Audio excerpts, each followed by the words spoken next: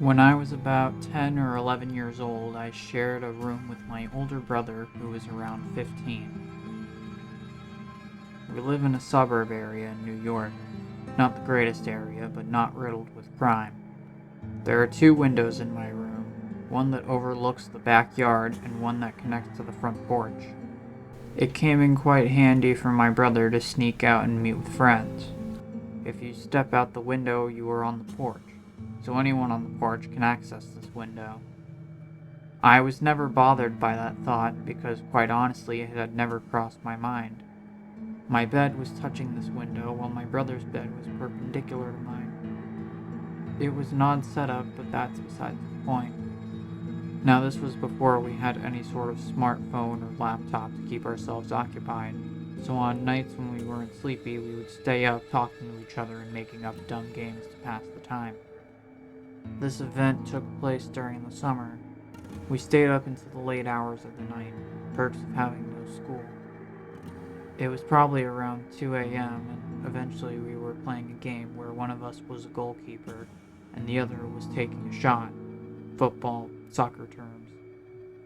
We would both say at the same time either left, center, or right. If the goalkeeper guessed the same one as the one taking the shot, he would get a point. And if the person taking the shot said a position other than what the goalie had said, they got a point. We went for a couple of rounds of this. I don't remember what we were on, but we did our 3-2-1 countdown. My brother, the goalkeeper, said left. I, the shooter, said center. The voice from outside the porch window said left. Me and my brother froze. We had the shade down, but my mom had left the porch light on, so that was the only light illuminating our room. The dim porch light coming in from the borders of the shade at the time. The dim porch light coming in from the borders of the shade.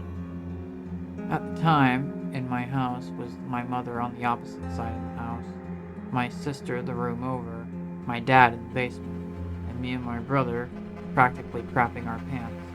We waited for what seemed like an hour, but was probably only 30 or 45 seconds, and we heard a giggle and a playful knock at the window. Let's go another round. Come on, boys. The voice said in a cheerful, playful tone. Honestly, I want to say it was a scary voice and sounded menacing, but it didn't. It sounded like a woman, not too old, but not young, and it was just normal. Like a normal sounding voice. Nothing off about it, besides where it was coming from and the time it came. Me and my brother were seriously freaked out, and I was about to break down because of how close I was to this woman. The thought that all I had to do was lift the shade and I'd be able to see the face of this person scared the hell out of me, and made me go as still and stiff as if I had just looked into Medusa's eyes. After a while of me and my brother not responding, my brother started slowly moving from his bed to the door as to not make any noise. As my brother was tiptoeing to the door, the sound of nails being ran down a window started. It was very slow, from top to bottom. At that point, my brother made it to the door. He looked at me and brought his finger to his lip, gesturing for me to keep quiet. Once the nails stopped running down my window, I heard her light footsteps make their way off my porch and disappear. I laid there for an eternity, not moving until my brother returned and I saw my mom move hastily by my door, making her way to the front door. The porch light flipped off and I was left in darkness with my brother waiting in the doorway for my mom's return. I heard my mom call my dad up the stairs and his groggy, annoyed footsteps coming upstairs. They talked, then came in me and my brother's room and relayed what happened.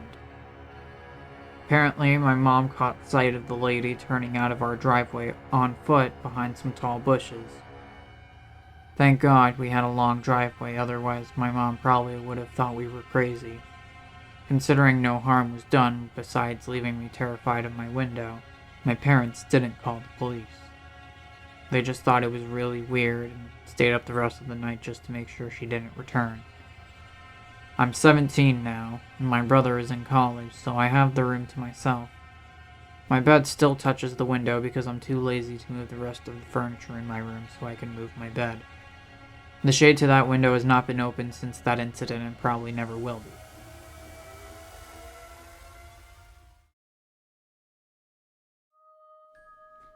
In the mid-80s, my mom was a cleaner in Australia. She would clean houses in suburban areas and would sometimes do houses in rural wine regions. She would leave business cards at the local shops and got most of her business this way, and some through referrals and word of mouth. One day she got a call from a lady who sounded like she was around 60, asking Mom to clean around her old farmhouse. She made a lot of odd demands, and Mom would usually meet clients before taking on new business. In this case, the lady did not want to meet my mom, and said she would leave the keys under the front doormat. My mom agreed mainly because the lady was obviously wealthy and was offering to pay Mom substantially more than she would reasonably expect. Mom went to the house on a Monday morning and said she already felt unnerved by the long driveway. The house was essentially in the middle of a very large and very empty property. She found the keys and started cleaning. About an hour into the clean, she hears the back door shut. Mom was told that no one would be at the house, so she immediately felt unsafe. She stood frozen in the kitchen for what she said felt like 3 or 4 minutes, although she said it could have been much longer. There was no other car on the property. She wanted to leave immediately, but had 2 rooms left. Both were bedrooms. She said as time passed and she heard nothing else, she decided that perhaps it was nothing, or perhaps something had fallen and it wasn't the door after all. She walked up the hallway and stepped into the bedroom. All over the bed were black and white photos. As Mom got closer, she realized the photos were all of her. Some were taken at our family home, and many others were taken at other houses Mom would clean, some through windows or fences. She used the house phone to call the police and immediately drove to the end of the driveway. The lady ended up being investigated, but continued to claim that it was a break-in. After some time, the police stopped with their search. We ended up moving to a new town 4 months later.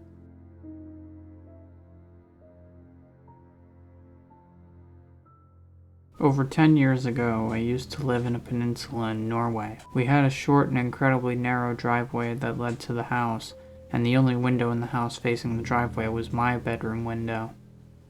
I was about 9 or 10 at the time when the incident happened. I was in the living room watching a show on Jetix. I think it was around 6 or 7 p.m., as it got dark pretty fast at that time of year. I had been sitting there for hours when my mother told me to go to my bedroom and watch TV as we were having guests soon. I grabbed my things and went inside my room. I remember the room felt really cold, so I turned on the heater and went back out to the living room to get my candy or something like that. On my way out the door, a sudden feeling of dread washed over me, and I had this feeling that someone had been watching me. I don't know how to explain this feeling, but it was as if I subconsciously could see someone outside my window from the corner of my eye, but not realize it until I grabbed the door handle. I turned around quickly and glanced at the window. Nothing. I felt really stupid and brushed it off as me just being paranoid or dramatic. I got my candy and went back into my room. The first thing I noticed was that my bedroom window had been slightly opened, and I didn't remember opening it. I figured maybe my mother had done it. Suddenly I heard a sort of scratching sound outside my window, and at this time I froze still. I couldn't process what was going on, but there was a person outside my window. His face was glued to the glass and he was holding his hands on each side to get a better look inside my room. As my window was quite far up when standing outside, I could only see his head. For a brief second I thought maybe he was one of the guests Mom was talking about, but I had never seen him in my entire life. He was just staring at me. I couldn't move, or maybe I could, but I didn't want to. And I was too scared. He looked like he was in his 40s, and I remember him having really dark circles under his eyes. He just stood there for what felt like an eternity, and then suddenly widened his eyes and continued to stare. I managed to call for my mother. The man panicked and disappeared quickly. As I was in the middle of telling my mom that this man was standing outside my window, our doorbell rang. My mom answered the door and wouldn't let me out in the hallway to see who it was. I just remember her looking uneasy when she came back. A few months later, the same man was arrested and charged with murder after his neighbors complained about a horrific smell coming from his apartment. The police discovered the decomposing body of a 13-year-old girl in the attic who had been murdered by him. She was last seen in her bedroom and had been missing for several days. After all these years, my mom told me what the man said at the door. He told her that someone had ordered takeout and he wanted to check if it was the right address. This being a small peninsula, she recognized him from a small vegetable shop and realized he was lying. She got scared and quickly told him no one had ordered anything. A year later, we moved to the city, and I only now understand why. I truly believe that if my mom had not been there, I would not be alive today. Sometimes I feel guilty for the girl's death and wonder if she would still be alive and well today if I had been taken instead.